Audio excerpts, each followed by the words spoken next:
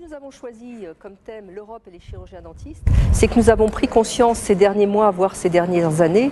de l'impact de plus en plus important pour notre exercice quotidien de cette Europe, de ces directives européennes, de cette déréglementation, de cette harmonisation, de cette liberté de circulation qui vraiment au quotidien facilite certaines choses mais nous pose également des problèmes. Cette année, pour la première fois, nous avons de nombreux étudiants que nous avons invités à participer. Il y en aura une cinquantaine qui viennent de toutes les corporations étudiantes de France et qui, j'espère, nous apporteront leur dynamisme, leur jeunesse, leur vision de la profession de demain, parce que les étudiants sont au premier plan concernés par ces évolutions, parce que l'Europe va changer dans notre quotidien. Demain, c'est eux qui exerceront, c'est eux qui seront à notre place et donc c'est important d'abord qu'ils prennent conscience de ce qui les attend, de savoir un petit peu ce qui se passe aussi ailleurs, qu'ils n'idéalisent pas forcément la situation dans les autres pays.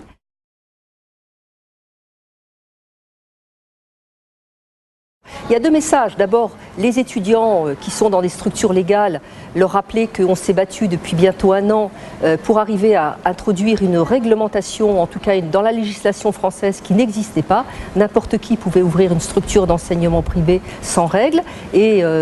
PSOA France s'est engouffré dans cette faille législative. Désormais, la législation existe et le fait qu'il continue à exister, à réouvrir lundi et peut-être aussi à Béziers dans les prochains jours, rappeler donc qu'ils sont dans l'illégalité la plus complète, que leur structure ne répond absolument pas aux prérequis qui ont été mis en place dans la loi, même si cette loi n'est pas encore aujourd'hui avec ses décrets d'application, l'esprit est là et il faudra de toute façon que la formation passe par un certain nombre de canaux qui n'existent pas aujourd'hui. Donc nos jeunes étudiants, leur rappeler qu'effectivement on est à leur côté, qu'on se battra à leur côté et que